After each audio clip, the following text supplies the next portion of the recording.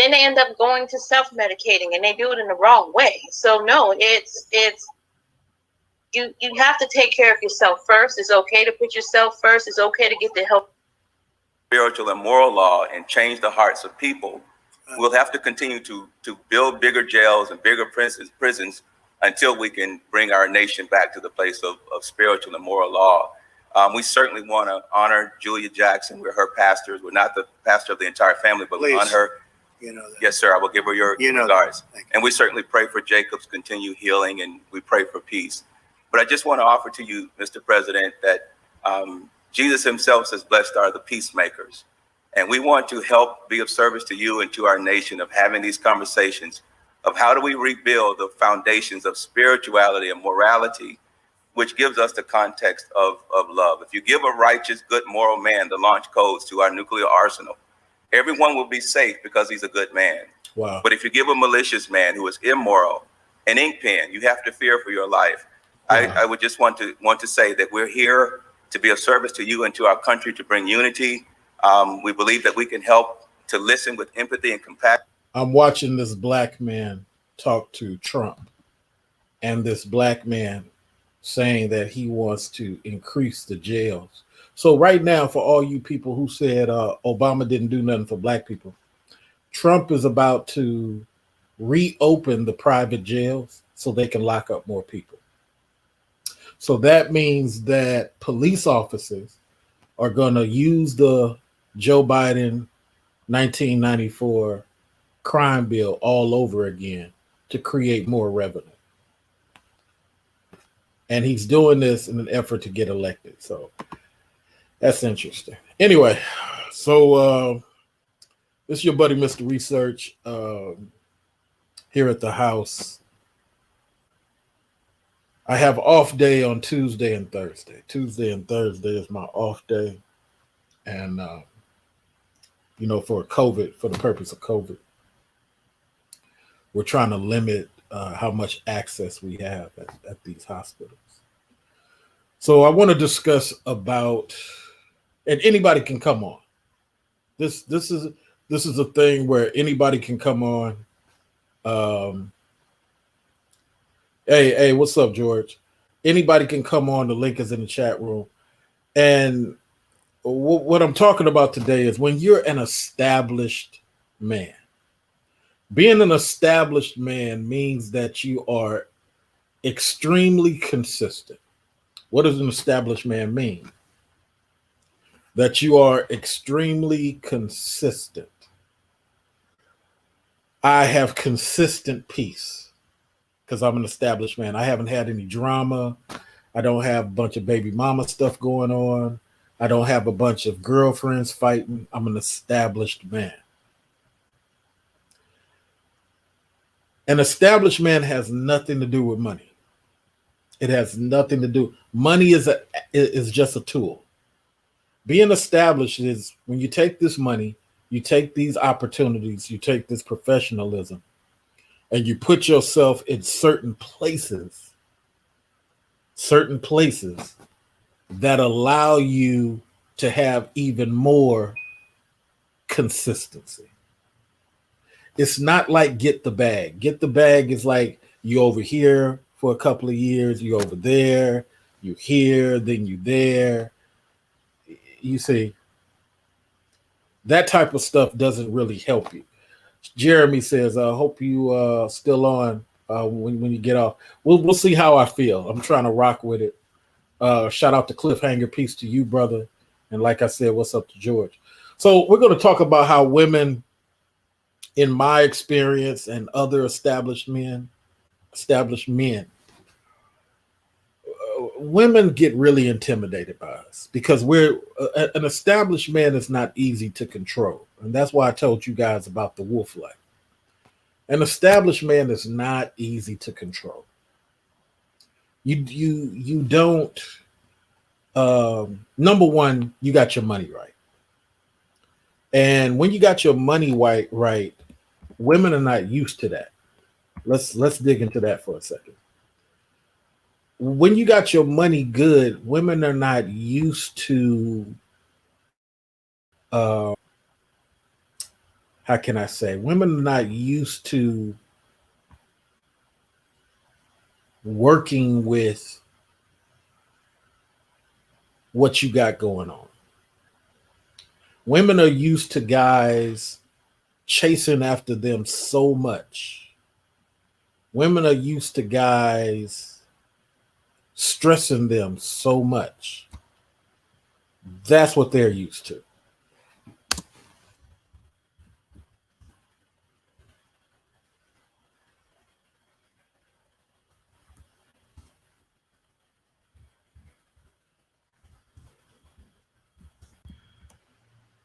I had to send a couple of emails out. But women are really used to guys who are going to cater to them.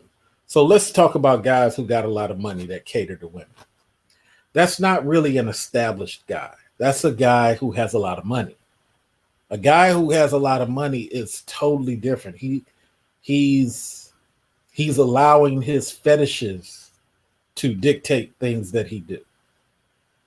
He's on the same wavelength as a guy who's just out busting nuts and sleeping around.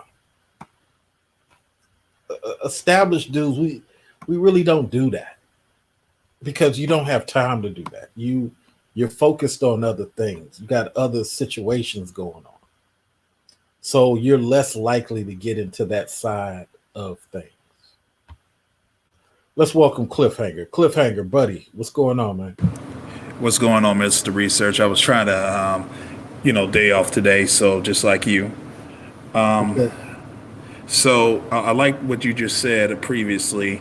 I'd like to also add a little tidbit is when it comes down to money and power and women, it's kind of like a double-edged sword. Money, sometimes you can have money, and if you're not really established, you can have that money, and you can see that some of the women can basically manipulate you to lose your fortune.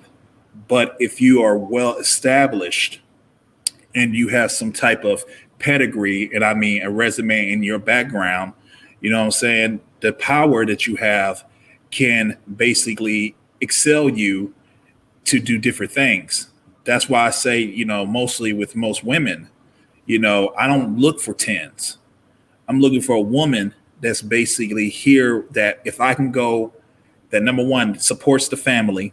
Number two, if we go to a fancy dinner suit and tied up, she's willing to shake hands with me and show her grace and her intelligence to work the room with me. Hold on 1 second. Let me just interject something. See, here's the thing that like when somebody found out that I was a nice looking dude, I said, look, I really don't get caught up in that because number one, I could care less. Number two, like you just pointed out, the woman who fits my circle may not be the most whatever, but she might be that to me. It might be the way that she wears the cocktail dress. It might be the way that she wears the black dress. This might be, I fell in love with my fiance simply because of her bow-legged walk and switching while she does it. That like hypnotized me. It took me a while to even admit that. You feel me? But you're absolutely right. For us as men, we're different than women. Women are new money human beings. They've just come into their money in 1980. That's just a fact. It's not that they wasn't having money before, but they really came in their money in 1980, early 90. And they're just now figuring out that picking a big dick, picking a tall person, picking a dark-skinned person is not really what it's about when you're the picker. We men have kind of understood that when we want to do more than dating. We're picking from a different standpoint. The women nowadays, they are still stuck on my vagina wants, and he's a man because of his age. Therefore, you should be acting like a man. That isn't necessarily true. But go ahead, Cliffhanger. Also, keep in mind that most men, we have to, when it comes down to if you being established, you also have to understand when you go ahead and you're trying to pick a suitable mate that can be with you for the long term, understand her environment. Understand that you don't want no woman, and it's one thing if you have a woman that's working hard, she's from the, urban community, she's working hard, she's trying to, boost up her status, and by boosting up her status, she's willing to work with you to try to make something happen. But if you have a woman that's first thing she sees is, I have something that's secure. I'm going to step back for whatever I'm trying to do and access, and instead of reaching out for my goals, I'm reaching out to something and just pushing back and just relaxing. You don't need that. This is 2020. We have to cut all that off because now we're seeing more that, hey, there's different professions out there. There's different types of opportunities. Women got more education now than ever before. We have to put, and I hate to use this word, we have to make sure that we keep them disciplined on what they're trying to accomplish so the family can work. Nobody wins if the family feuds, so that's all I have to say on that. Can I jump in right there? So family feuds. Now, that's going to be one of my other videos, but before I do that, let me point out something. As you guys know, I read a lot. You can check out the bookcase in the back.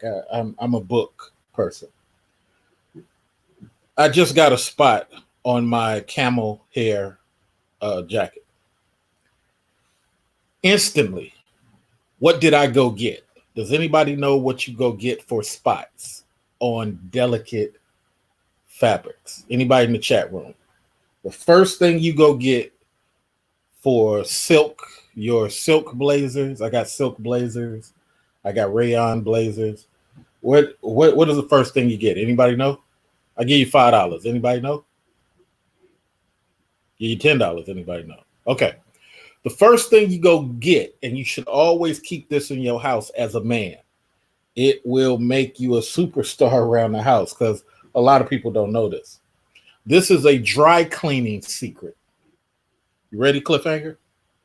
Go ahead. Go get some Dawn dishwashing liquid immediately. I was going to say club soda, but you got me on that. Dawn dishwashing liquid has 3 agents inside of it. It has a serious degreaser, almost commercial grade degreaser. It has the soap, and then it has some other science chemical up in it. And what it does is it breaks down stuff that has not set in. I use it on paint, like cleaning paint brushes, getting paint off of other items. I think I asked because I painted some of the house, and I got some paint on one of my white drapes, and I got to soak it in Dawn. So anyway, that's just a quick tidbit. Going back to what you were just saying.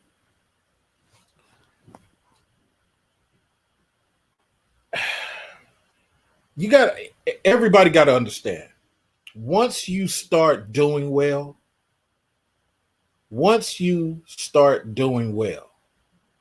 then you're going to step into the zone of protecting yourself.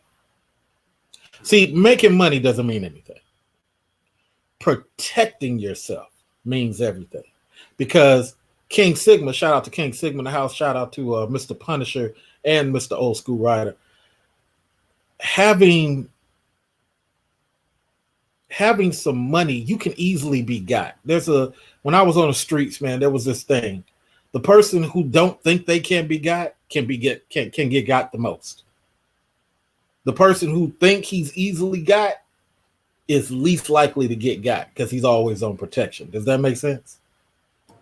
Correct. Yes, it does. So I'll finish it up by saying this. We as and the everybody don't be scared to come up. I know this is a first for me showing my face to y'all, but I mean, hey, I'm about to go into TV soon, so I might as well start practicing. The thing is, women, when they feel like they can't control you, it intimidates them more. It intimidates them more when they feel like he's not going to do what I say. Suck dick harder. He's not going to do what I say. Then tighten up on your olive oil skills and hypnotize me with your kitchen techniques. He's not going to do what I say. Then go to the black and white store and get that black and white gown I asked you to get. But you got a black and white gown from JCPenney's. That isn't what I asked you to do. My dick gets hard for the black and white store. But you don't want to do that. I don't want to force you. Let me let you go about your business. See, that's hard to control. What are your thoughts, Cliffhanger, before we bring in my loving son, King Sigma? What are your thoughts, Cliffhanger? Well, yes, I really think that those were just to the people that don't really get that knowledge, to the person that actually understands it quicker. That is a great way of showing an example of that.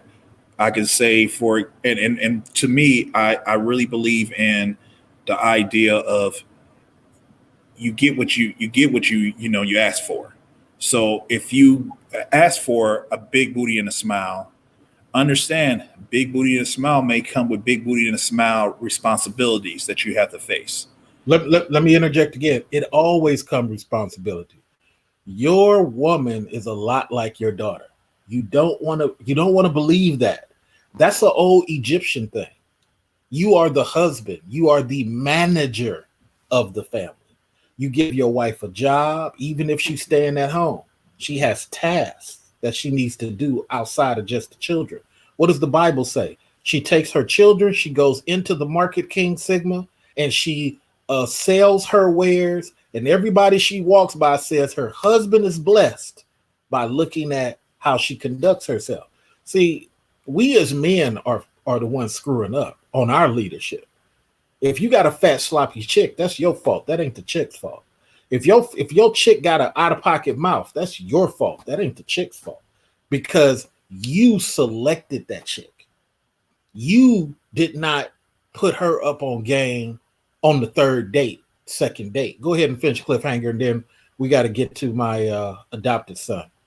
No, King Sigma, I always like what he has to say. He can go ahead and get cracking. Yeah, unfortunately, he be teaching me sometime, and I kind of feel like I'm his son sometimes. It's kind of weird. Go ahead, the Incredible King Sigma. How are you, sir? We got the stand-in for Gerald Levert on here. I see. I was like, man, is that Gerald Levert up in this month? So yeah, I like how you got the little sit up there with the bookshelf. They always say that you judge a man by how many books he got, not by how big his CD collection is. So that's good that you stand on top of that. But when it comes to this whole who is to blame for our outcomes, I've always tried to tell people that putting your own accountability first and taking responsibility for your choices is where a lot of this stuff will be the beginning of the end. A lot of the laws that came down since the 70s came down because certain men made decisions, which were mostly white men, and were actually conservative Republican white men that started this whole trend. And at the time, they were doing it for altruistic reasons. They believed that changing no-fault divorce, getting rid of things like the home record laws. I think there's only like less than 5 states now that still have home record laws. Obviously, the last coverture laws were removed from the American books in, I think, 1967. So I'm sorry to interject. Did you read Title IV? I don't know if I read it, but I knew it was on my list of titles. I was reading the whole Dear Colleague letter with Title IX and Title 10 recently. So right. I think I had Title IV on my list, man. But I do got it on my list. I remember you mentioned that one, but I have not gotten to that specific title yet. Okay, go ahead and finish so we can move the mics around. We got raw. So I would just say that, a lot of the laws that we put in place, we got here by decisions.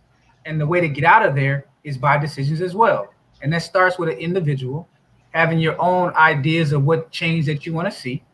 And once you have those ideas, become that change. And then you'll attract other people that have the same ideas. And then together, you can actually start making policy changes.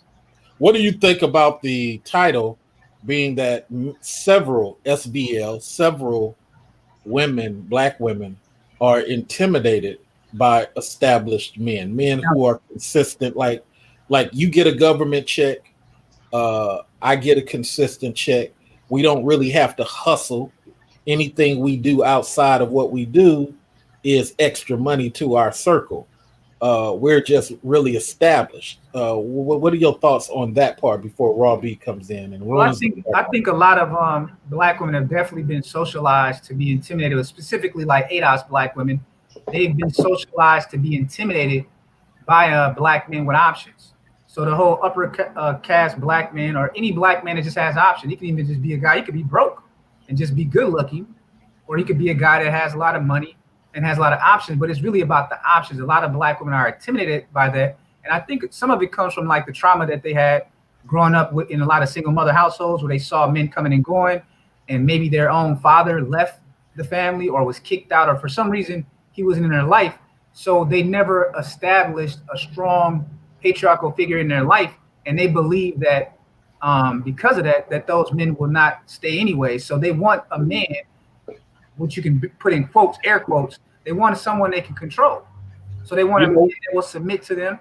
That's why a lot of dudes get confused when they see a guy who is unemployed and he's dating like a woman that's making, $80,000 a year and has a stable job, and she could get a guy that is in her class, but she knows that those kind of guys, it's hard to control them. So she wants to leave those guys alone. But then she gets upset with the homosexual guy because he is not a good representative to bring out into the world. You don't want to bring the homosexual Madden King to the company dinner, right? Well. Let me just interject. You're absolutely right. The one part I disagree with, I'm bringing this established term into the black sector because I don't want it to convolute it with guys who just make money. The reason is when you have lawyer money or you have a lawyer on deck, you're a little bit different in dating. You have a baby by accident or you slip up and get somebody pregnant. You got a lawyer for that. Too many dudes with money are relying on the system to be fair to them. And that's where I disagree on that. The other part I do agree with, there's a lot of manatee. I like that sea cow type of guy who may be on point with my money, but he may not have that wolf, what they used to call verver. You know what I'm saying? Go ahead and finish 30 seconds, and then we got to get to Raw B. She looks like she's going to beat me up. Yeah, I would just say, and moving the mic on, is that I think a lot of it just boils down to control. A lot of these women, they're very aware. It's not because they're stupid or anything. They understand that a man that has money, a man that has knowledge, and a man that's able to connect with people, well, women understand that. And a lot of times, a lot of these women, mothers, cousins, sisters, and friends be wanting to fuck that kind of guy. So it ain't like she got to look far outside of her circle to see how demand that kind of guy is. So they would prefer to have a guy that they can control. So that's one of the reasons why I think a lot of them are intimidated by men with a lot of options. All right, let's give the microphone to one of the respected 20% of women who ain't mad and pushing a lot of anti-blackmail. Welcome, Raw B. How are you, man? I'm doing fine. I'm in a little pain today, so excuse my face. It's blackmail. Welcome, Raw B. How are you, man? It's all good. Go ahead. I'm doing fine. I'm in a little pain today. Hold on. I got something jacked up. Hold on. Welcome, Raw B. How are you, man? It's all good. Go ahead. I'm doing. All right. So teach us something, Raw B. You've heard brother speak. What are your thoughts? And then I'll ask you the question that's on the title. I'm trying to be patient in these spaces because Black women are not intimidated by black men at all. At all. It's Well, I said established black men. Now, I don't think they're intimidated by regular guys. What I get a lot of times, what I get is a lot of control tactics. So I'll get people who say you should be dealing with a black woman and you should be married to one right now. Well, don't tell me what I should be doing. Put your foot forward. Well, why I don't. should you? Well, I don't approach men. Well, why are we even speaking? It's this type of stuff. It's like a guy who is established. He's getting constantly approached by Filipinos, white women, Indian. I prefer very dark women. I want a purple wife. I love dark skin. But Yeah. I don't like women who hate running and hate exercising. And a lot of times when I'm running into women, I'm running to women who like take me as I am, and no, that ain't how I want to live my life.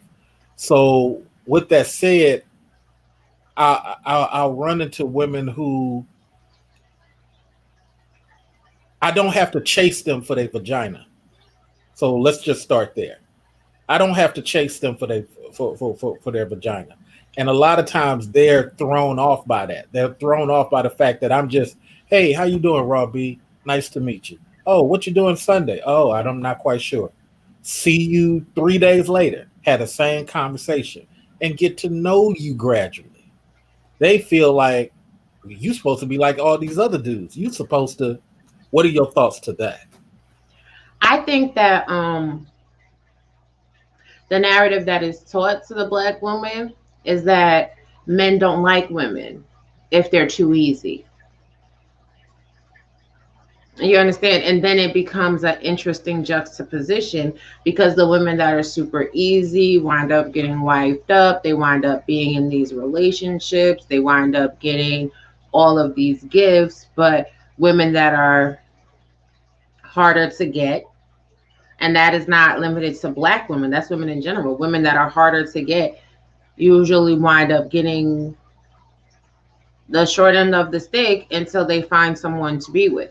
But we're gonna this mirrors a topic that I want to talk about later on tonight, and we're gonna look deeper into it. So I don't want to give too much away on that. You've muted yourself, CA. You're muted. Okay. But I think this is a conversation that needs to be had, because if we're in this constant vortex where black women feel like, the men that are worth marrying are not approaching them, and black men feel like the women that are worth marrying are not approaching them, we have to bridge the gap. So salute to you for even bringing up the conversation.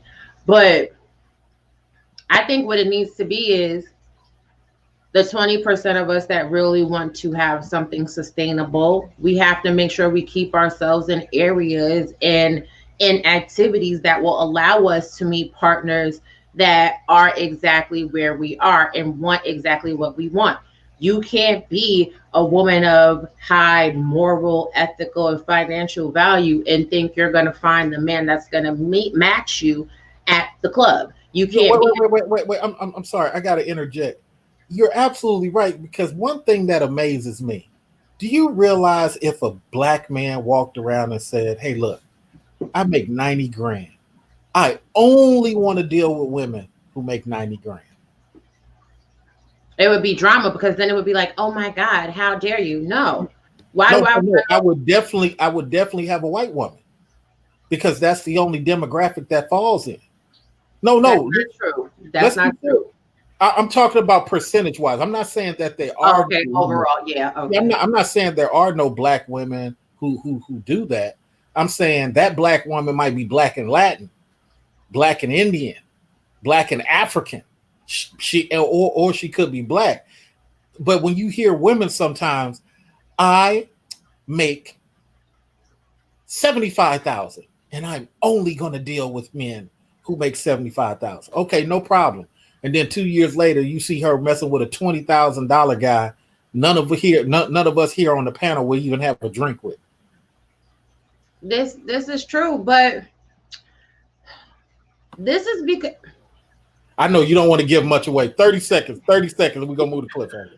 I just think that people need to get over themselves. If you are the person that's making the most money, then you're the person that's making the most money in the relationship. But are you meeting someone that is qualified to match you morally and ethically? Some people need a hand up to get there. The economy is not, working out for everyone. And I think instead of finding reasons to nitpick and hate, and also stop hating on Black women that date outside of their race too, because a lot of Black men do that. And it's like, y'all don't want Black women, so it shouldn't be an issue for y'all if they date Bob or, Well, I'll tell you, Black boys are the ones who have problems with that. Black men don't really care. When Black women been dating white guys since the days of Dorothy Dandridge, nobody really cares about that. It's that's something that just happened with the 1999 people. They feel like they want to say something about Black chick. I mean, Irene used to be with a white guy here on YouTube, and now she with a brother. The lady who started the Me Too movement was harassed by a white man, was disrespected by a white man, but all she does is talk negative about Black men. But guess what? A Black man came and married her. So, these things are kind of weird for me. But go ahead and wrap up so we can get the cliffhanger, because I don't want him to slap me. No, basically, I mean, these are conversations that we need to be having in a more healthy fashion. And I am glad that, more brothers and sisters like me are stepping up to the plate and trying to get really back to a place of unity within the community instead of fanning the fires of this subversiveness. Thank you very much. And for anybody interested, I love pick-me's. Mammies and pick-me's are the best people on the planet. We need to start saying that in the manosphere. Mammies and pick-me's are the best people on the planet. They are the best quality woman. Matter of fact, I'm going to make a video about that, because if the anti-male people hate pick-me's and mammies, then I strategically and mathematically need to love them, because that's something that the anti-male speakers fear. Mr. Cliffhanger, you heard what Raw B said. Let's go ahead and move these mics a little bit quicker, because King Sigma likes to beat people up. So what are your thoughts on what Raw B said? Okay, well, a couple of things I will say is this.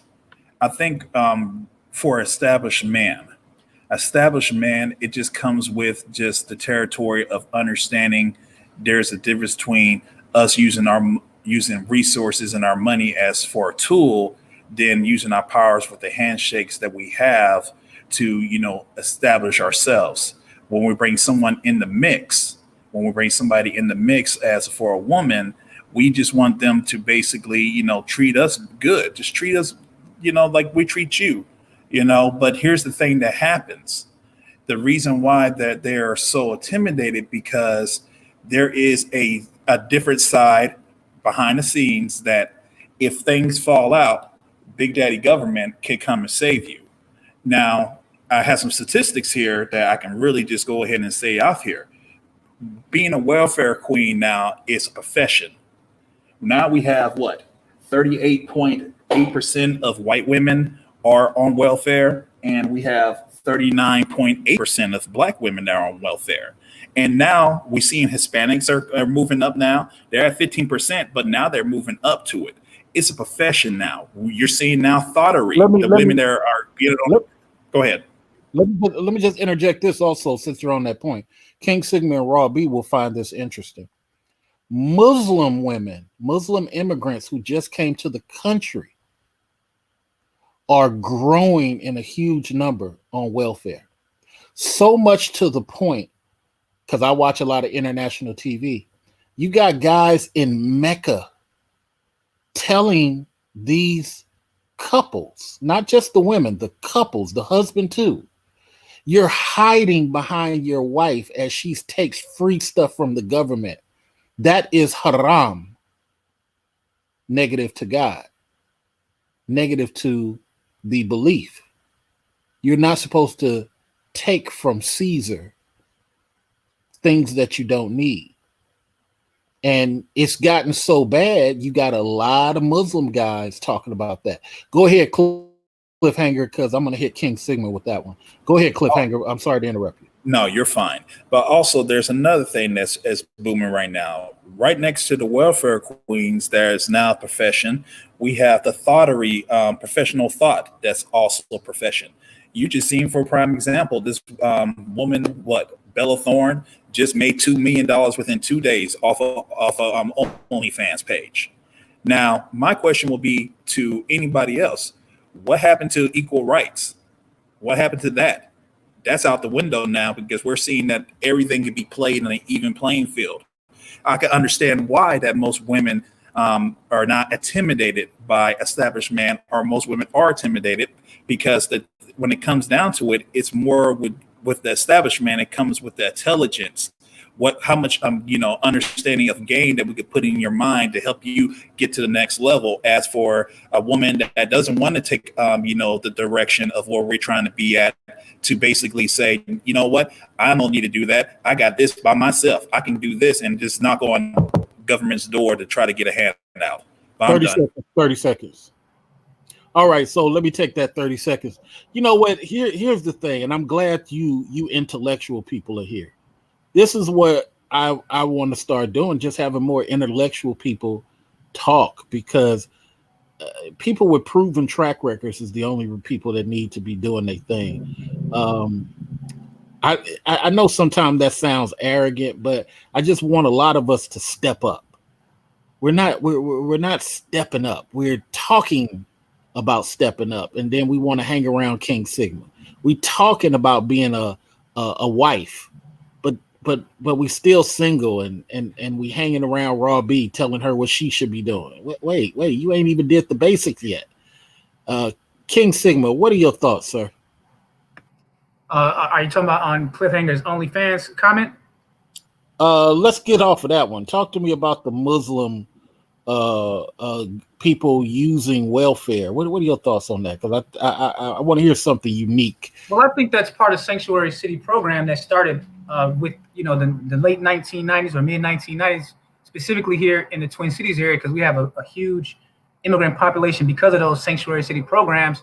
That was part of the Sanctuary City programs from the mid 90s, with a lot of the military conflicts that the United States was involved in the 80s, really going back to the Vietnam War.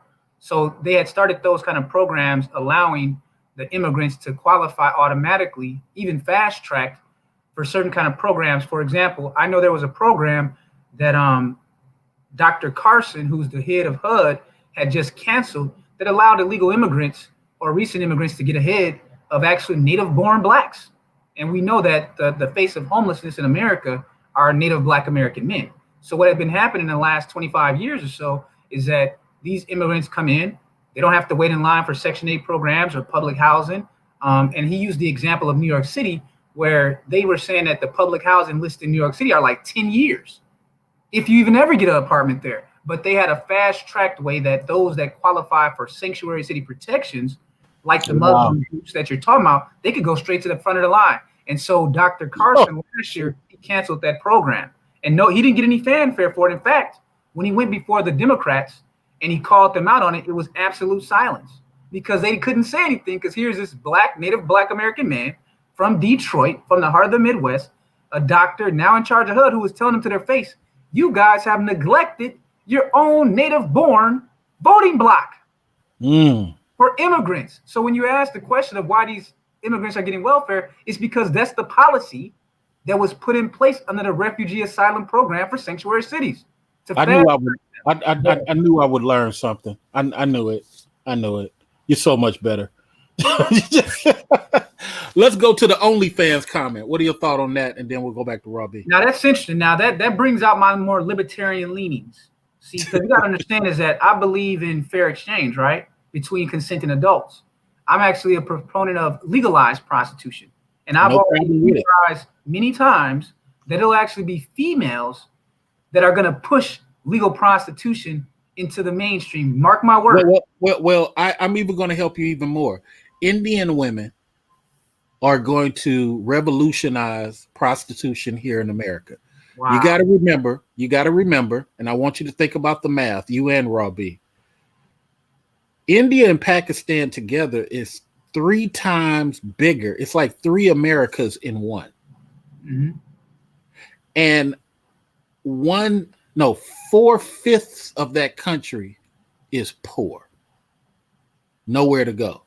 Mm-hmm. And now you open the doors to America. Not only are they going to come and get jobs, because I passed by a couple. I took my mom out to dinner and we accidentally passed by a Indian wedding. Mm-hmm. When I tell you the women who can't get married are already flooding the escort industry. Real talk. And now I'm glad you brought that up because it's one point that you missed though. Here's the beauty of this OnlyFans thing. It doesn't need to be in any physical location anymore. No, not at all. So that has changed the whole fucking escort game. That's the biggest impact on the sexual marketplace now is the fact that because of the internet and because of the way that you can make payments online and the way that you can, you can call escort from anywhere on the planet. You see what I'm saying? Wait, look at this. So I got a couple of, because again, it's about marriage time for me. Yeah. But I'm going to have a prenup. But even though, and I might not even have a prenup because I'm not going to get a state license. I'll probably get it to where I'll guarantee her X Mm-hmm. in the event we split. It'll be just already mathematically positioned. That way we ain't got to go through all the 9. And then if she agrees to that, that's even more fuel for me if we do split. So we'll just put it in percentages because if she helps me build stuff, then Mm-hmm. of course, But with all that said, I'm on a couple of dating sites, and Robbie will find this funny too. You too, Cliffhanger. So more young black women, like daughters, are getting on regular dating sites, hollering at dudes. I got 2 women who holler at me like this. Hey, I'm looking for a sugar daddy. Mm-hmm. These are black women. One girl's 21, another girl's 26. So when you are using dating apps, Mm-hmm. not escort apps, not sugar mama, sugar daddy apps, you're using dating apps and using escort prostitute moves on dating apps. That lets you know the next 5-10 years is going to be real strange. Oh man, you just tapped into something, Mr. Reese, because it's funny hearing you say that because I'm laughing because you just don't know how far going this thing is, man. Like on dating app, you're talking about the dating apps. Do you realize that on Instagram, which is supposed to just be like a social, picture sharing kind of thing, they've brought that back page mentality to IG. So it's like we've moved away from this idealization of a romanticized dating and mating and marriage to a transactional business basis. And it's all based and it's all based on the women who pushed against the married women of the world and said, I want freedom. Yep, exactly. So they're going to be the ones. Well, Robbie is shaking her head. Let me explain what I mean by freedom. So what happens sometimes, Robbie, is that women hide behind ladies like you, and they say, "Yeah, Robbie, yeah, womanism." And as soon as they get it, they turn it into something you, Robbie, never intended it to be. And then they start to shout women like you down for having some standards or thinking about your children first. We have a lot of women who weaponize nice women. But go ahead, Robbie. Sorry, King Sigma. Got to go to Robbie. That's true too. But I think when it comes down to like prostitution and this exchange of like coin for sex, that's something that's perpetuated by men. I'm sad to say it because a lot of men find the convenience in paying for, sexual engagement as opposed to investing into a relationship. That is very true. I'm one of them. I disagree with I disagree. I think it's an even exchange. Like the reason I have to disagree with Raw on this one is that it's not a question of buyer and seller. you have two people meeting consensually in an open marketplace and saying that I want to pay for sex and you're willing to sell sex. You just had Mr. Research say it was the women that approached him. He's looking for a girlfriend to go on a date with. They said, no, they're looking for a sugar daddy. So how can that get blamed on the men? It's not a man or female thing. It's a opportunity thing. Men, there are men like Mr. Research that want to, I don't mean, no, not Mr. Research, but there are men that like to pay for pussy, right? And there's a lot of women in 2020 that like selling pussy. This doesn't get the man or the woman. What I'm saying is, yes, women may approach because they've been so beat down. They've been told that they are worthless. They've been told that the sum total of their, their energy is what is in between their legs. Women nowadays know the majority of men, especially men that have money, have so many options, and the majority of men that have money are not looking to put forth the effort into really getting to know someone, into making changes or modifications to how they interact with the world or women to appease a woman, that it's more easier for them to just buy and sell. Okay, so go ahead. Hold on, just let me get in real quick. Okay, let's take that argument. There's 2 points, and I'll give Mike to you, Cliff, and I want to drill in. Okay, the thing about the beaten down woman, that's interesting, because I was just listening to a Where Are They Now documentary where they interviewed Heather Hunter, right? And they were all asking her, why did you get into like porn and all of this shit and the sex trade? And then there was another woman, I guess she's like an older Latina named Vanessa Del Rio or some shit. You know what was interesting about both of them? Both of them came from highly upper middle class families, very strict religious backgrounds, where they even admitted themselves that they had the most loving kind of family. They just had nymphomaniac traits, and they also liked the fast money. Now that's one issue. And then now let's talk about the money. So when you say the whole thing about there's these men with these options and all this money, the data doesn't match that. The data says that the median income for Black households in America in 2020 is $36,000. So the amount of men that you're talking about is a small slither of men that are in that category that you're talking about, which they exist, but it's small. Let me say this real quick. I have to say it, I'm sorry. But the men that are in that top percent, in that upper echelon, just like we see on these spaces of YouTube, those are the men that control the narrative. See, with great power comes great responsibility. And these men that have it, these men that are making it, they're not trying to tell other men how to make it and how to have it and how to have healthy relationships. What they're doing is they're encouraging a sexual environment. They're encouraging dudes to pump and dump. They're encouraging dudes to do everything but, do the work and stay loyal to a woman. So even though these men don't have money and they're not making money like that, they are mimicking the mindset of people that have money like that, and they are following the leader. Okay, so for your statement, as for just keep in mind, there's a difference between a woman that's being, beaten mentally and doesn't really know that better than the mother teaches them to use their beauty, use their assets to basically get ahead. Because you got to understand that when it comes down to it, it doesn't matter if you're selling the pussy or even if you're taking a woman out on a date and you're spending $200 or $300 on a date. That's still a transaction. As for another thing, when you start saying the top percent,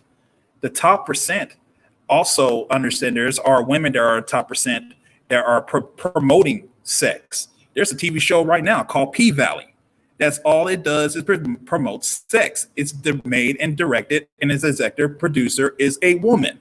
So men are not really, there's some men that basically promote that type of lifestyle, but also we got to flip into the coin that there are women that are also promoting that lifestyle too. Amber Rose is made a slut walk just for women to show their assets so they can get ahead. So I understand where you're coming from, but also we got to flip the coin. Oh no, absolutely. Women do play a role in that. And women, they do, like how I said earlier in the conversation, like teach their children how to be hard to get, even though they rebel. That's true. It happens. What I'm saying is the prostitution aspect of it, though, that more so comes from the men. And I mean, for the commenter in the chat that said I'm focused on the small majority, it clearly only takes a small majority of people to influence the culture, because the small majority of influencers that are saying that are influencing thousands of people every time they speak. See, this is You a have chicken. to be careful of what you ingest. Now to go back at Raw, I would say this. Wait. I'm gonna let you finish, but Raw, that's yes and no, because to Future's point in the chat room, that hasn't mathematically been determined as of yet. But I understand for you're using like a forecast model. You're using like it's already happening. It's like trickle. But go ahead. I wanted to throw. Now I got to hit her back with this and say that the UN discovered over the last 10 years through their own research that the biggest perpetrators of the sex trade are actually women. And just like in the situation with the Epstein case, the main procurers and the biggest madams are actually females. And that females are often at the head of sex trade. And often, going back to my mother's generation, right? And I knew a lot of older women, from the Milltown in Chicago, who were in their 50s and 60s now and 70s. They were the biggest pimps in their 20s and 30s. They actually were big into pimping their daughters. Matter of fact, old women used to say things like, I remember my grandma used to say shit, which I thought was foul as a young man. They would say things like, girl, don't give away the milk for free and always get something in exchange. And they would say things like, once he gets what he wants, he's gone. So put a price on that. It was older black women that I saw doing this shit growing up. Wasn't no men around. It was women. Hey, Kisima. Hey, and it even goes like this into another point. The movie What's Love Got to Do with It? Tina Turner's daughter even said that basically, hey, look, that situation with Ike never happened with the abuse. And then come to find out, because my father was back in the day, he was basically, around that time when he was hanging out with the stars and stuff. He basically said that Tina was pimping. Yeah. And where do you think that sexual abuse and that type of like madam bottom chick mentality starts from? Even with the Epstein case. And I'm so hold on, Robbie. Hold on, Robbie. Hold that thought. Everybody hit the like button. You guys are getting some real conversation from intellectuals, and you're not even respecting the like button. You got 37 people here. So we're going to stop our conversation until you guys get that like button right. Go ahead and hit that what's behind door number 1, Gerald. On the commercial break. My, cause mama. What's behind door number 1? You know that shit that he had with Guy. That shit research all day. I did like that song funny. Well, I do it. Something special for you. A, B, C, D, F, G, H, I, check K, L, M, N, O, P. So we'll do that. Oh, man, he get it out. He doing his thing. Y'all get those. Oh, we up there now, man. They matching. The likes are matching the watching, so that's good, man. You got it. Okay, all right, there we go. All right, so we're going to go back to Raw. And yes, for those people who are on my Facebook, yes, I am working on my music. I'm doing a couple of music things, but it's going to be social. My stuff is very social. One of the things we're working on right now is about my time being on the corner, grinding. And it's all about why are you wasting your time standing on the corner? One thing about my music is very reflective. Because I am an older dude, the first thing I know people are going to be trying to ridicule, but there's older dudes in rock and roll every day. There's older dudes in country. Sony Records, Tommy Mottola is the one who started sending black youngsters out to attack older hip hop stars back in the day, because he knew that they were better business people than the younger people. And the younger people would always say, man, let me get on. And those would be the same people that end up getting killed in a contract. Because just like Meg the Stallion, they know about contracts, but you don't know how the loopholes work. So people are less likely to do that to older people who are more knowledgeable on things. But let's go back to Raw B and her point, because I cut her off, and then we'll go to whoever else want to speak. This is open forum right now. You guys are so respectful, and I appreciate it. And thank you for the like button, you guys. Raw B. Yeah. So, like with Epstein, yes, women recruited for Epstein. Women recruited for Epstein after Epstein assaulted them. And when he couldn't push them but so far, it was, okay, go get other people for me. You understand what I'm saying? So it's not like they were just there like, oh, I think this dude is great, girl, come on through. No, that wasn't the case. They were victims of sexual assault. And we already know. Wait. No, not. But I'm talking about. Hold on, Mr. Reese. Let me. Go get somebody for me is a victim. Yeah, exactly. See, Rob. Yes, because once you have been victimized by sexual assault, your way of thinking is warped. See, young girls that were victimized by Epstein were taken to the brink of almost sexual penetration. So now they now are operating from a place of fear.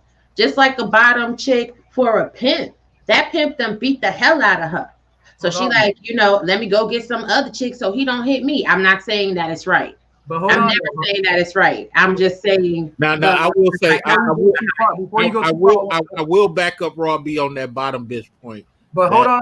Okay, well let's take the Epstein situation. The bottom bitch in this situation is Ghislaine Maxwell. This wasn't no abused woman. This is a woman that comes from the upper crust of wealth. She was an heiress to the Maxwell fortune. No one forced her into his lifestyle. When you listen to the women that are the real victims that you're talking about, the young women that she and the women in her class recruited for these. Well, to defend Raw B's point, we haven't got full discovery on her life yet. We don't know if she was a former child abuse victim and just grew up in the situation. So while you do have a point, you and Raw B, we need more discovery time to find out what happened with her situation. Because Raw B makes a very good point, though. But here's the point I want to understand. Hold on, Roger. Let me finish because you had a while to go. So I want to get my rebuttal in.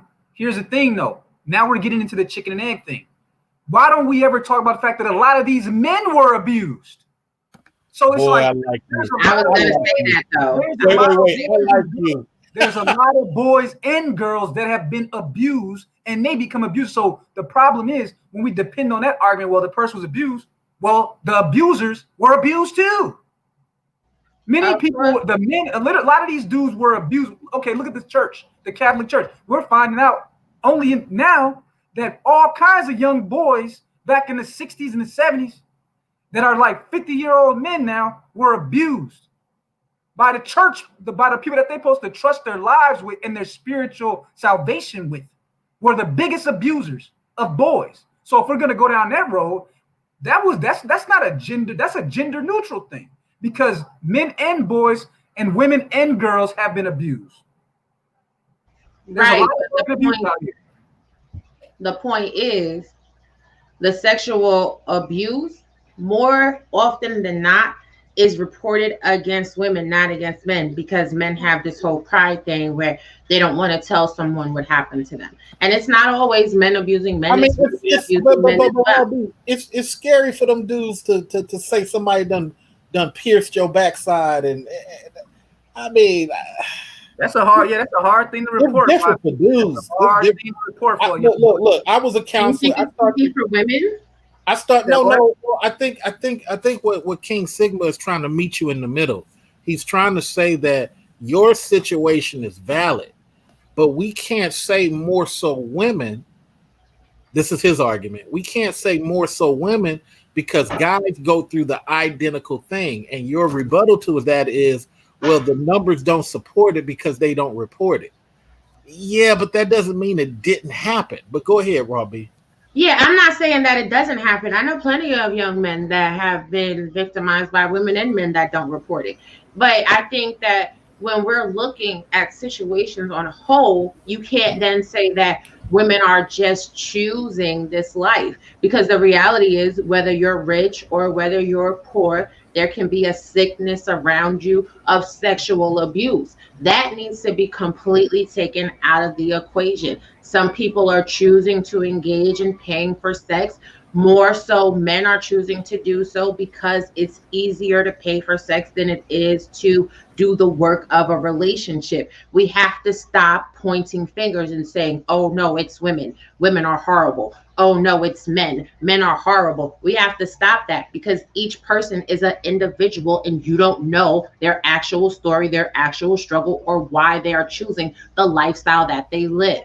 So now Okay. here's the thing. Let's get Cliffhanger. Let's get Cliffhanger. He's been respectful to both y'all. Go ahead, CH. Okay, so here's a little bit of a matter that I like to address with the abuse situation.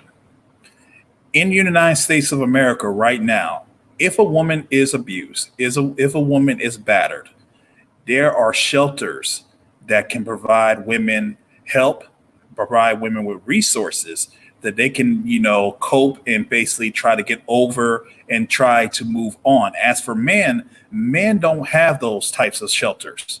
Men don't have those types of resources or those types of programs to help them out. Now, as for the sexual situation, right now there's a number one music video that's hitting the charts right now, and it's still hitting the charts, called "Wet Ass Pussy." You're telling me that Wet Ass Pussy is not promoting? You're telling me Wet Ass Pussy is promoting something like that? Oh man, okay. Where is the women policing what Cliffhanger saying? What I want to know, okay, like he mentioned the WAP thing, right? No. Before you do that, let's ask Robbie that question. Robbie, you do not represent all women, but that's a valid question. Where are the women policing that WAP nonsense? Yeah. Okay, thank you. That's why I love you. At least you honest. That's why I really rock. She couldn't even. Can't nobody go against Robbie. Hold on. One more thing, and I'll just cut it off. One more thing, I'll just cut it off. Oh, hold on. I gotta crack a joke. Okay, go ahead. How she just said mathematical counterpoint. Yeah. she threw in the towel on that one, man. She just threw in the towel on that one, man. Go ahead, CH, and then we got to go to the doctor, Dr. Real. One more thing I want to say about that. Now, let's go into another scenario when we come down to battered women. Also understand, if you're being battered, you got to understand, that you got to vet the person that you're with before you do anything. Let's go to the Megan Thee Stallion situation. Megan Thee Stallion was fucking around with this dude named Tory Lanez. Tory Lanez has a history of doing some unbelievable crap and pulling guns on people, and that is recorded through court.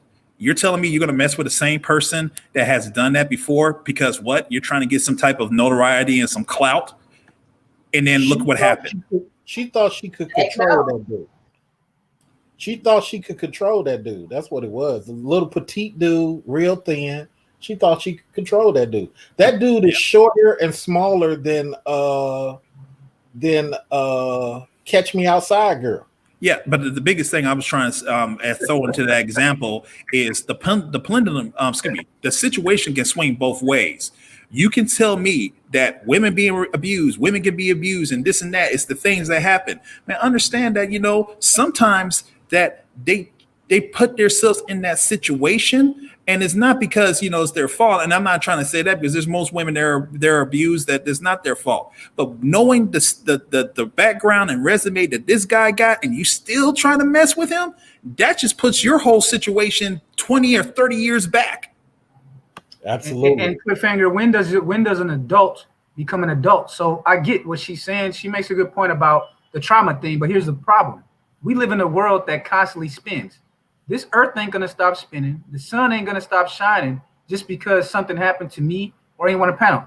That's our responsibility as adults to get the help that we need. That's part of being an adult, is understanding the problem, the source of the problem, and then solving the problem. Because at some point, you have to be accountable for how you deal with trauma too. Like you can't just go through the rest of your life and be 70 years old and still saying, well, this happened to me, and never having made the upgrades in your lifestyle and gotten the help that you want. And then someone says, well, did you get help for that trauma in the chat? No, I never did get help for it. That's all I'm saying. Yeah, you're right. I would imagine I come out right. with a song called RHC, Rock Hard Cop.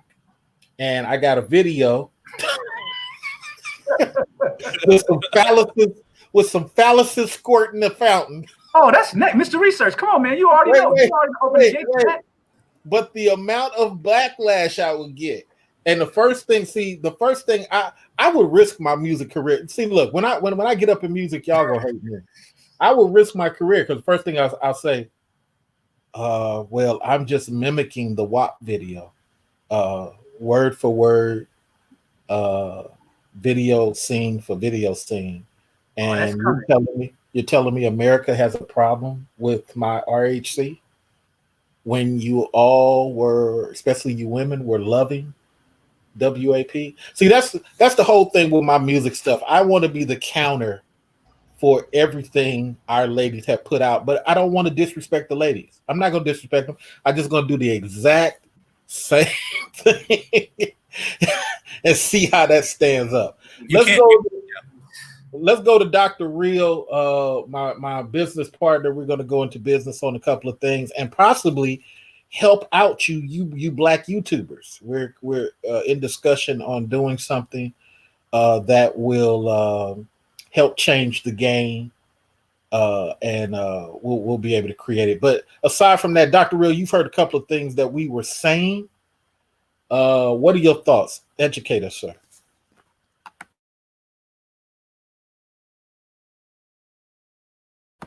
Okay, let me ask your wife.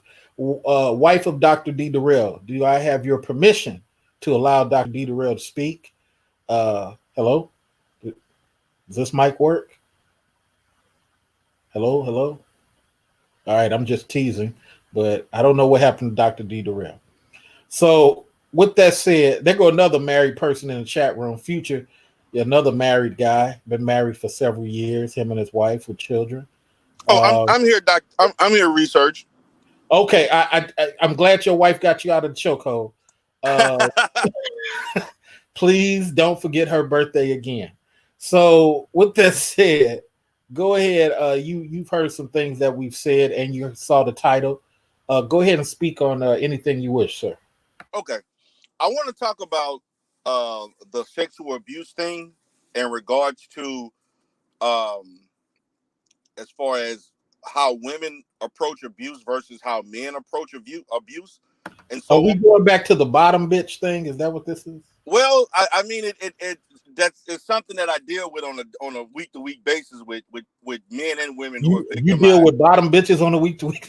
No, I'm sorry. I couldn't resist. Go ahead. I've dealt with a few of them. But in regards to that, I want to challenge the two guys that were talking about in regards to how a person seeks help. And challenge. Go ahead. You have to look at it from a certain situation. See, the way you are looking at things is from a very logical standpoint, which is appropriate. But I want you to understand, in the mindset of someone who has been victimized, they don't think logically, if that makes sense. A person that's victimized sexually, particularly if it's been done from childhood for several years or more. What you're saying? Let me give you the ghetto translation. They lose their sense of honor, common sense, basic logic because they're in such a scared state. They're thinking, what will keep them safe tonight? Go ahead. Okay, and in that process, a person, it takes a lot of courage to say you need help. And so when you look at it from the position of a female, it's two things that typically happens when a person is victimized sexually at a young age. Either they become overly promiscuous, or they tend to question their sexuality, or they'll repress their sexuality. 3 things in the matter. And so in all 3 things, if those particular issues are not dealt with, it will cause issues no matter what type of relationship that they get in, because they're basically functioning in that relationship from a state of trauma that no matter if they receive treatment or not, we have to understand there's no cure for trauma. You All only right, learn 30 better way seconds. to deal with it. 30 seconds. Okay. So and also the same thing with men. So a lot of these guys and women, when they get into relationships, they repetitively attract certain people that treat them a certain way because they have yet to learn effective ways how to deal with those things. That's one of the biggest issues I deal in a therapeutic situation. A person that's been abused has the knack to constantly attract and deal with people that treat them a certain way that keeps them in that type of mindset. So now that you heard all the clinical and medical mumbo jumbo, I'm gonna go back to my hood version. She's too scared. Here's one of the things, though, Mr. Research. So, like, when you look at the sexual abuse data, right? Like, RAINN is one of the biggest organizations that puts out these reports on sexual abuse. Guess what they found out? They found out that there was no difference between the kind of trauma side effects on men and boys and girls and women. All throughout history, they have been telling us that it was, but they're actually, men deal with it the same way that the women do. So what I was saying to Raw's point was that because we know that this trauma has happened, and if what Darrell is saying is that there is no cure, then the best that even the clinics can do is to have cognitive therapy treatment, but the person has to reach out to them. And then he points to the fact that you tend to attract what you are. So guess what's happening? Like I was saying to Raw earlier, abusive people attract other abusive people. Abused people attract other abused people. So until they decide to get out of that cycle, which again, we know the part about it's hard, but what I'm saying is that as an adult, you got to do hard shit if you want to be better. You have to. But a lot of people don't have the framework to do anything better. They, like how you said, a lot of men don't have the resources to get resolve for their sexual abuse. So that winds up turning into inappropriate, ineffective relationships. That turns into sexual predator behavior. You understand what I'm saying? It's not just like, oh, well, you have to want to do better. We have to look at the social ramifications for untreated mental illness resulting from sexual trauma. But see, we have to also understand the negative stigma, particularly in the Black community, that makes it difficult for people in our community to get therapy in the first place. Because let's be honest, I mean, most people in the Black community don't look at therapy that fondly. And so you have to look at that aspect of it. As opposed to other cultures, not other, I'm going to say outside of, let's say, the Asian community for most, because they're the most resistant besides Black people. But when you look at other particular cultures, particularly the majority culture, they look at therapy in a more positive framework than opposed to how the African American community does. And also not using those negative stigmas that basically will make a person feel like they're crazy if they volunteered or took the fortitude to seek those type of therapies. So there's a lot of things, there's a lot of variables that the victim has to go through in order to digest whether or not and to determine whether or not they want to seek those services. Because seeking those services, the people that are close to them, particularly friends, family, and so on, they may not always look at that from a positive perspective.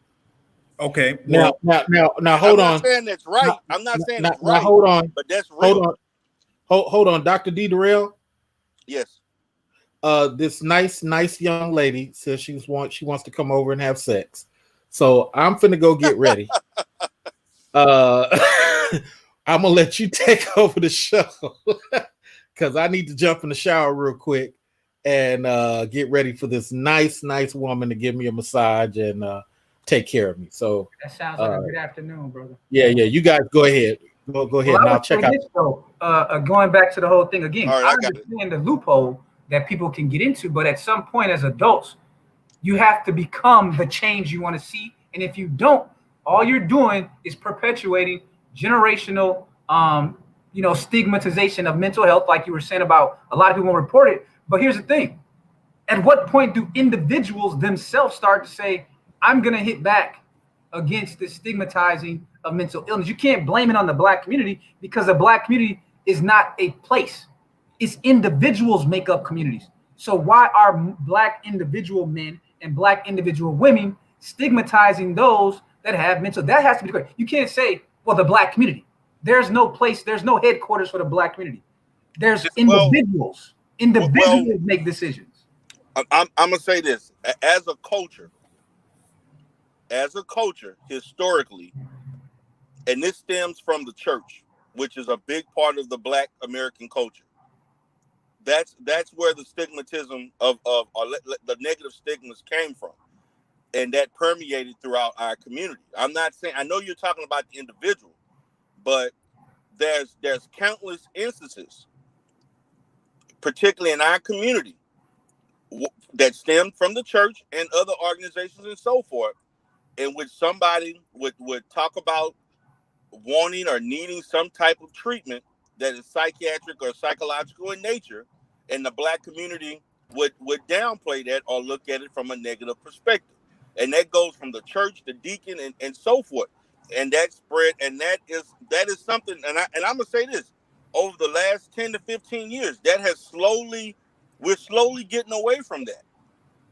But if you look at things how they were back in the 90s, early in my career, in the late 90s and early 2000s, there were countless Black people that I would see that came to therapy as a last resort. And you want to know who they sought first to try to help them with their problems? They sought the church. Well, and when the church failed them, then they tried to seek. They tried everything else. Tried to get what I would say, they tried to get advice from other people. They tried to talk to this person, that person, and at the last resort, they sought the therapist. See, I get that part, but I'm just referring to what Jeremiah B, for example, where he says a lot of young women join the sex worker's life because it's easy money. I get the part where you and Raw are getting at with the abuse, but what you guys seem to be overlooking is that there's a lot of women I've met in my life who have never been abused.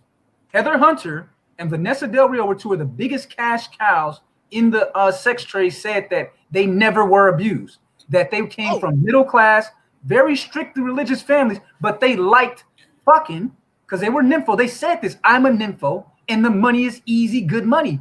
So they said they can get paid and do what they like doing. So actually, hold on. I never said that as far as I never talked about whether or not the background of those that decide to get into that field, because when you really look at it from a research standpoint, it's kind of evened out between those who've had trauma in the past and those who have not. But what I can say, whether they've been abused or not, many of those women actually got into that because of financial reasons. Okay. That would be the biggest determinant.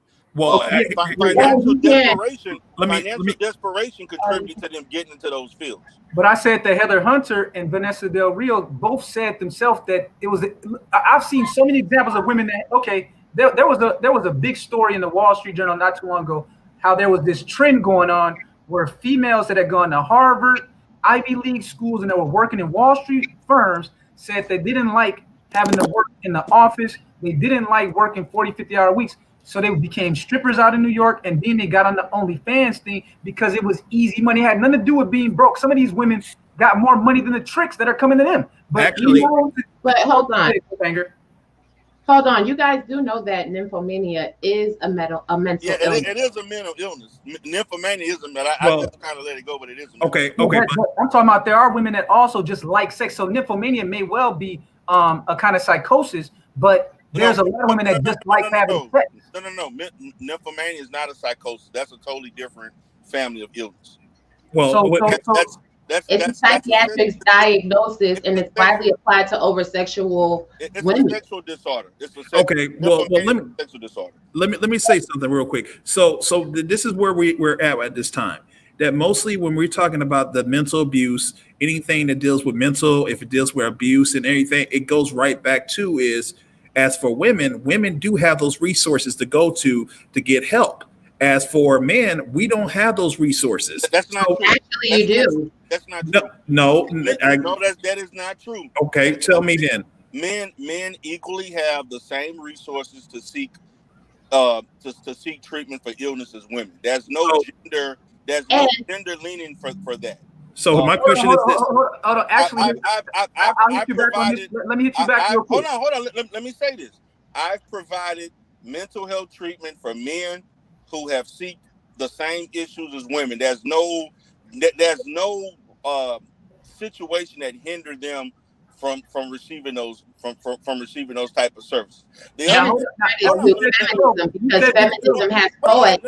Hold on, I just want to make this one statement before you go too far, because you just contradicted yourself. Earlier, you said that it's hard for these people to come directly to a mental health caregiver. No, and here's how. No, that's not what I said. That's not what I stated. I stated that from a psychological standpoint, it's difficult for them to want to do so. I never said that. Hold on, you cut me off before I can respond. Let me respond. Let me finish what I was going to say so you can hear what I was going to say. Okay. Because you're jumping ahead too fast. Cliffhanger made a point that you missed.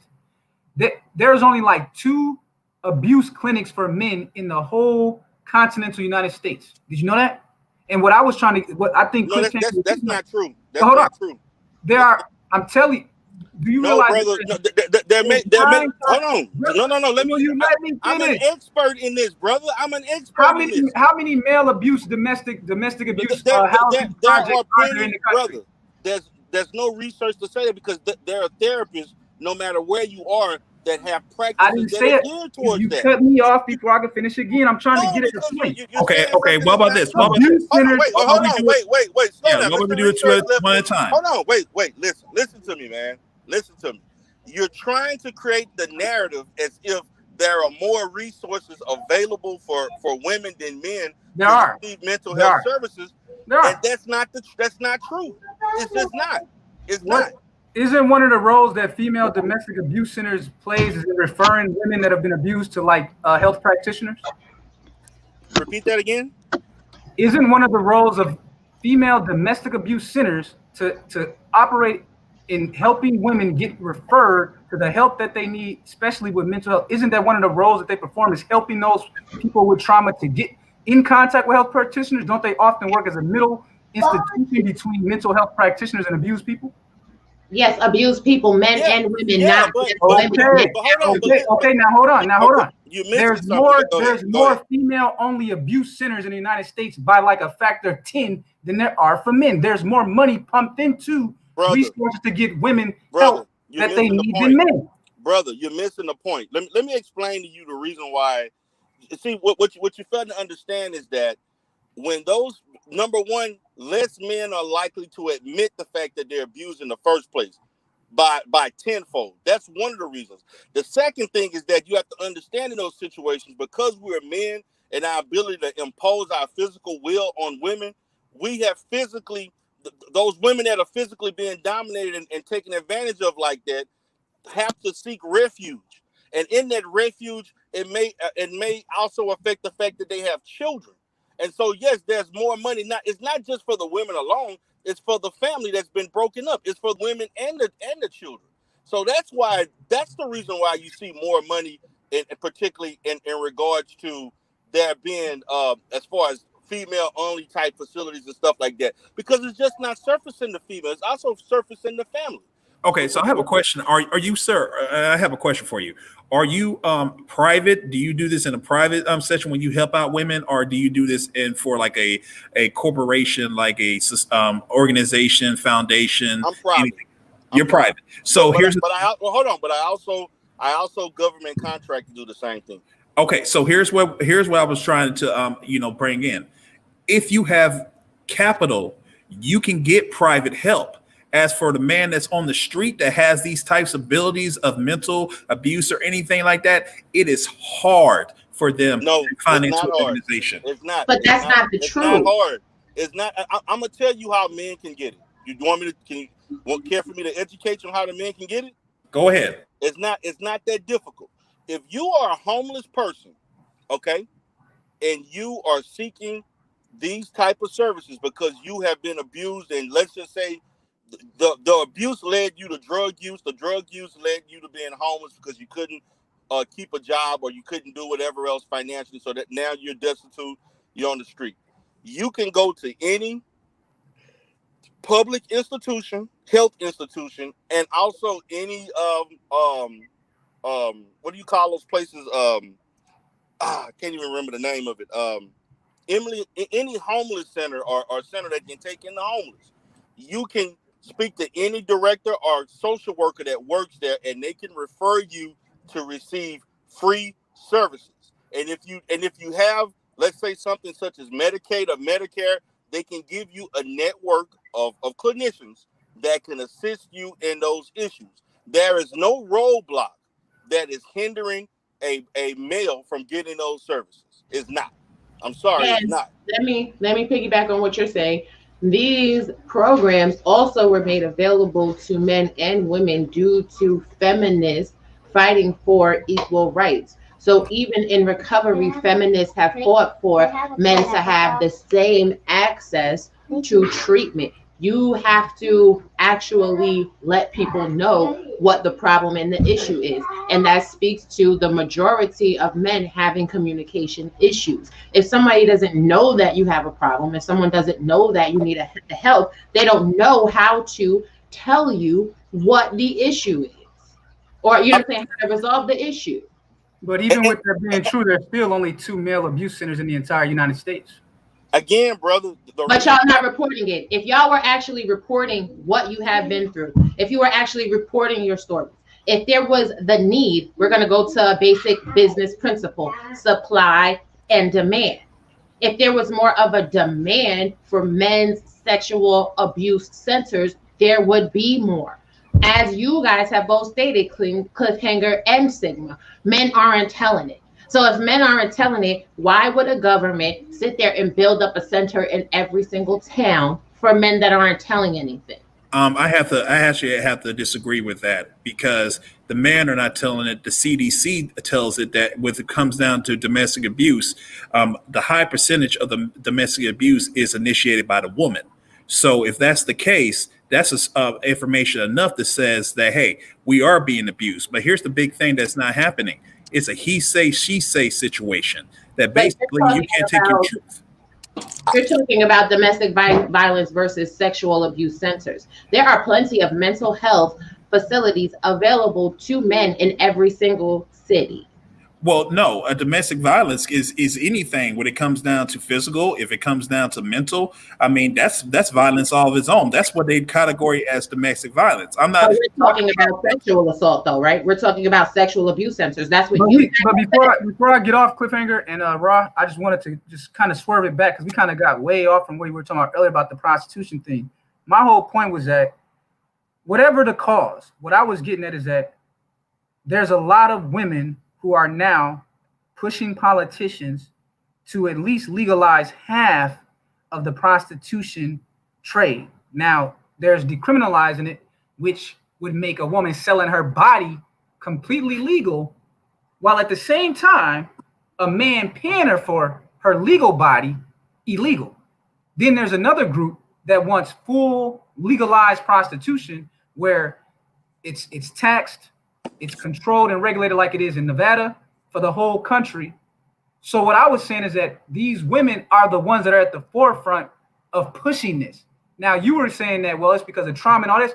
I'm not going to agree with you or disagree on that point. All I know is this. It's women who are saying that they want to legalize prostitutions and that they want the ability to sell their body however they want on things like OnlyFans, seeking arrangements. And what I'm saying is that they got to own that shit. I get what you're saying about a lot of it might be abuse or not. Some of it's voluntary, but I'm just saying we got to look at results, whether they were abused or whether she's doing it because she likes sex, whether she's doing it because she likes money. My point is that women are at the forefront right now in 2020 of pushing for legal prostitution. They're the ones that are pushing it. Actually, King Sigma is even worse. Look at the a year or two ago, the historical black college Fort Valley. It was just basically got stung for a human trafficking situation. That a girl was the head leader with 19 other girls selling their bodies, and they did it willingly. Oh, the They did it by AKA, will. yeah, you're talking about the AKA girls, yeah. I Yeah. know. So I mean, it's a business. It's a business all of its own. I mean, here's the thing: you can be mentally abused or anything of that nature, but when it comes down to it, now this is a profession. They are making now to the point where they can do their 1099 on selling their pussy.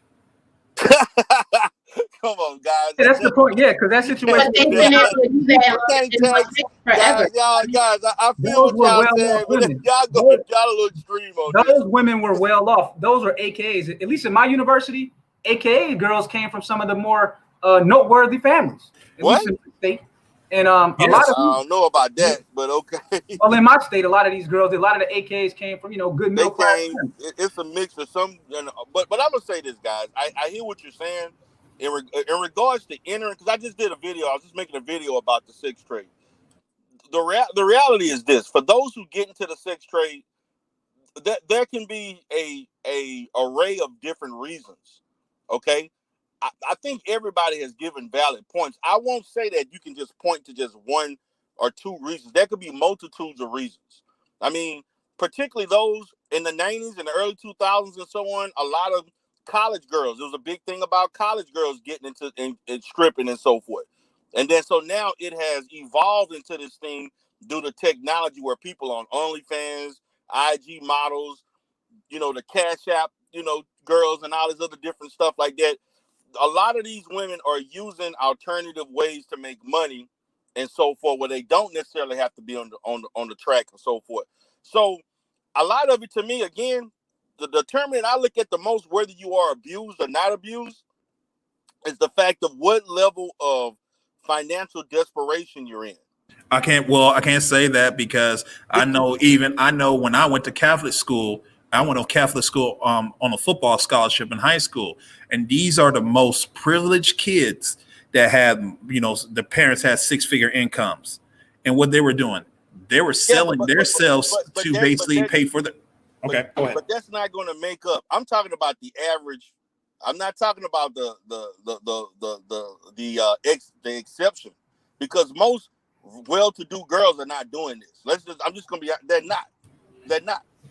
Most of these women that are doing this, whether they come from a middle-class home, low-class home, they're in situations where they need money and they don't have nowhere else to go. Yes, you're going to have the situation. Now, can you point us to that source? Point us to the source that proves that, because here's the thing. When you say need, that need thing is a very vague statement. Because if a woman comes from a middle class family, needs are different based on what your wants are. So, exactly. So let's say you got a girl who, I just tried to tell you earlier, they did a whole report in the Wall Street Journal about women who are very upper class working on Wall Street, graduated from Ivy League schools, that would prefer to be strippers. They're already making, $80,000, $90,000 on Wall Street, but they found out because of the beauty that a lot of these women have, that they can go and do private escorting, private stripping, and now OnlyFans, and fucking make $300,000. That's the exception, brother. That's the. But exception. you haven't. That's your opinion. I'm saying. That's. Where's cite the source that shows that it's all the information that you sent, and I will read it, and we can come back and have a discussion, because I have not seen the report that filters out. Brother, let's use common sense. No, we're not doing common sense. Yes, we're not doing. You do have to do the citation that proves listen, the point. hold on, listen. I know the research. The bottom line is that is there a Wall Street in every state? Is there the amount of money that's accessible in that particular? Do you see that kind of money in every other state? In many other in the major urban cities of America, I do. In the major cities in America, you have a lot of money. No, you don't have the money that they have in Wall Street. No, wait, hold on. Hold on. It's regional. Now here's where what you're saying doesn't matter. You don't have to have the money you have on Wall Street, because the cost of living is different in every region of the country. So the equivalent of what you make on Wall Street can be in Minneapolis or Milwaukee or Detroit. There's an equivalency. There's women all throughout the white collar trades who are choosing, instead of doing white collar work, being an accountant, they would rather sell their bodies on the internet because it's quicker money, and in the minds of a lot of these women, it's easier. So it doesn't matter if they're in New York, LA, Miami. It's all about the cost of living. Some women just say, hey, if I can make $150,000, if I'm in Detroit, I can make $150,000 at this job, or I can make $200,000 selling pussy as an escort. There's a lot of women that will take that deal. Or there's some people there's a woman right now. Not a lot. Most women would not take that deal. Most women. But most women would pay that. But hold on real quick, guys. Art, if you're still in the chat, I can't see you, so I don't know what that's all about. But hey, how you doing? But yeah, men are paying these women, so it's not like it's all on the women. And I need y'all to stop putting everything on the women because somebody has to pay them. Other women are not paying to sleep with women. I told you earlier, Raw, it's not, no, you were the one that tried to put it on the men. I told you it's not a man or woman. Now you're agreeing with me. Remember when we first started this conversation, I said it's not about men or women. I said it's about buyers and sellers. If there are men that are willing to pay and there's women that are willing to sell, they're going to create a market. Now it's still illegal, but what I'm telling you is that more and more women are the ones, because again, a lot of men are ashamed to push for legal prostitution. So it's women who are actually the ones that are pushing it publicly. So now you and I agree. So if we both agree, then I guess we can wrap it up then, because here's another thing that we can put into the mix.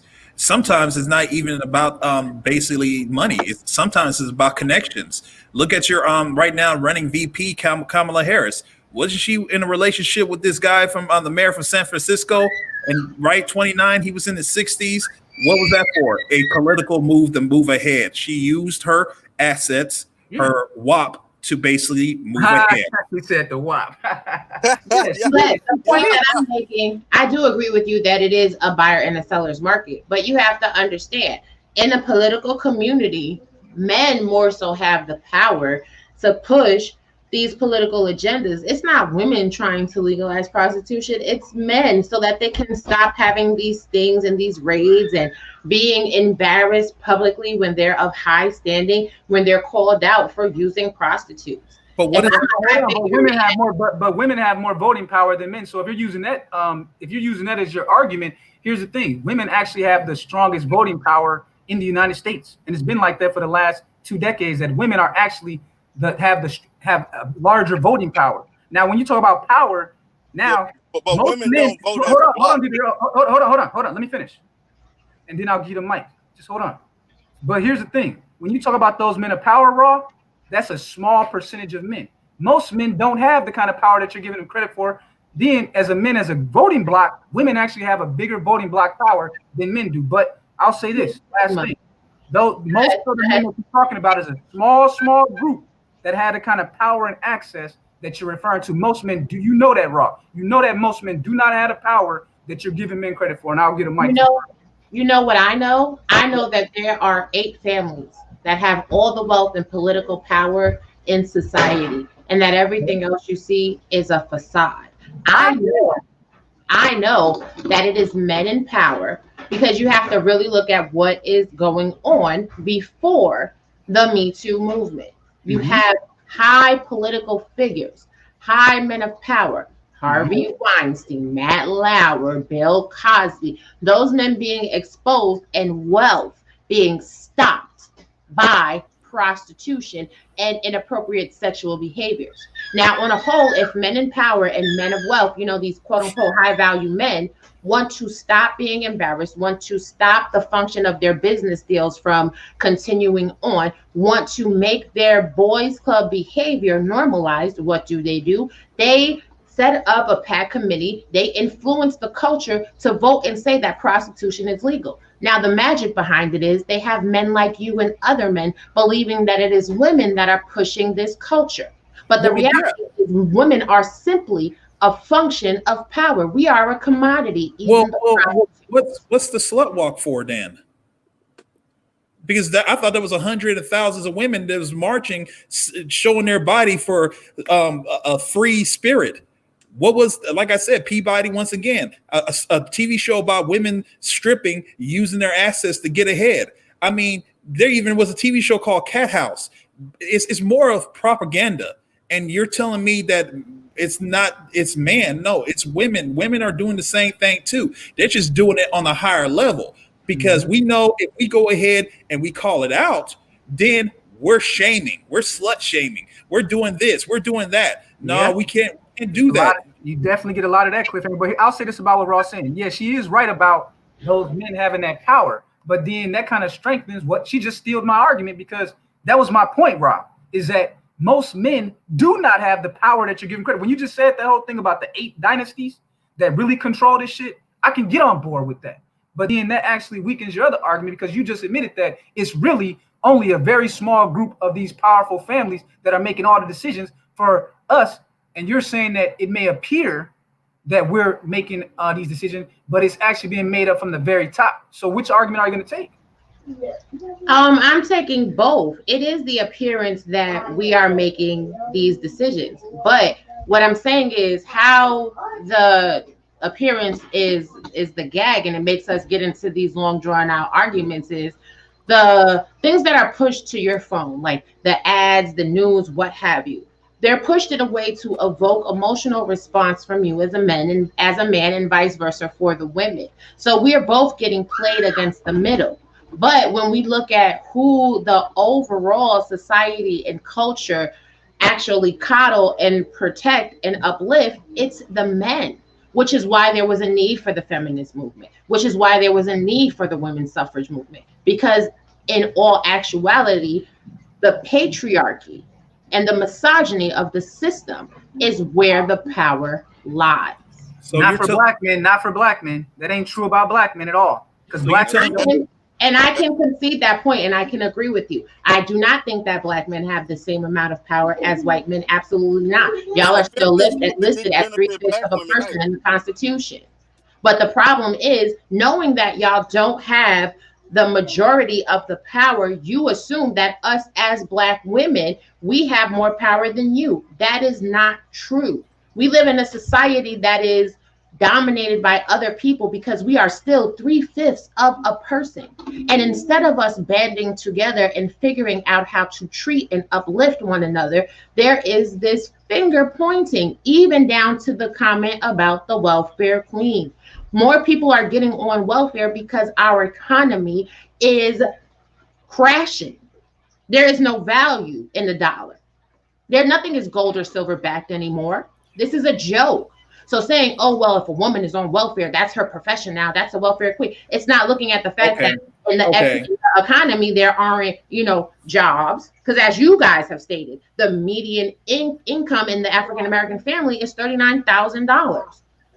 $39,000 is well below poverty. Okay, let's start counting down because my lady is here now. Mr. D. Durrell, you go start it off. Go ahead, sir. What are your last comments? We'll go to Cliffhanger. We'll go to the King Sigma, and then we'll go to Raw B. D. Durrell, Dr. Real, go ahead. Okay. I've heard everything. I think everybody made some very good points. I do appreciate, interacting with everybody on this. Very good. You're on the logical side of YouTube. Yeah, very good logical, intellectual conversation. But what I would like to, as far as other research, if you want to look at some more clinical research, I would encourage you all to check out the American Psychological Association's website. I also would like you to check out NAMI website. I also would like you to check out the Journal of Human Sexuality. And you can check out those that it has a plethora of information in regards to those topics, in which could clarify, and I think they're actually more credible than some of the things that were listed in regards to the sex trade and women and men that participate, because there are men that also participate in the sex trade too, that also have similar situations. So appreciate you having me on, Mr. Research. Have a good day. Peace.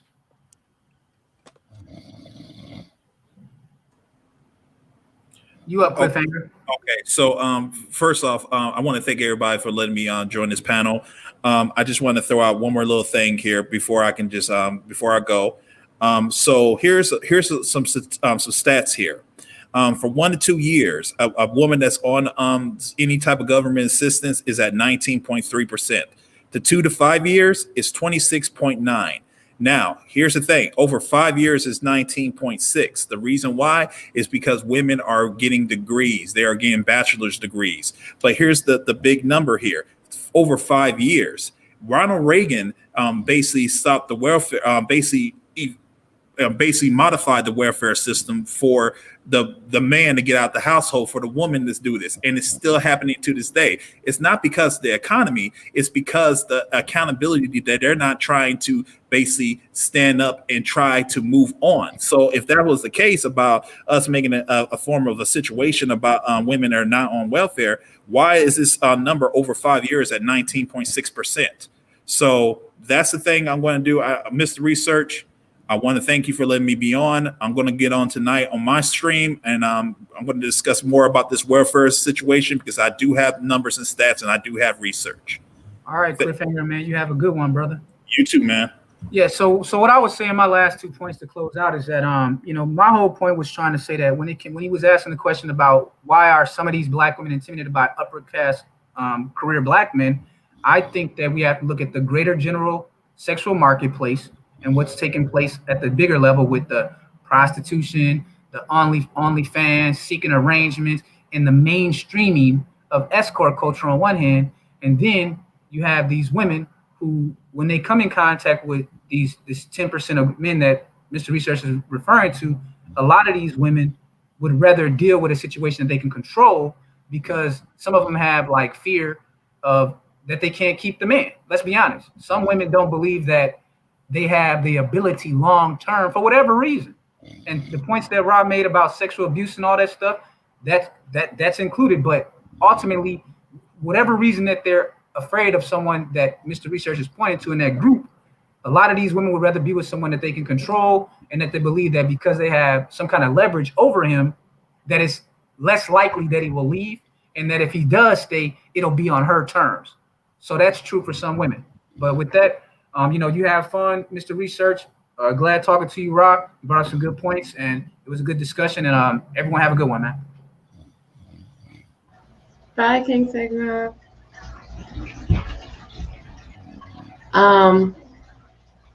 Okay. So, can you hear me? Can y'all hear me? I hope y'all can hear me. I'm gonna say this.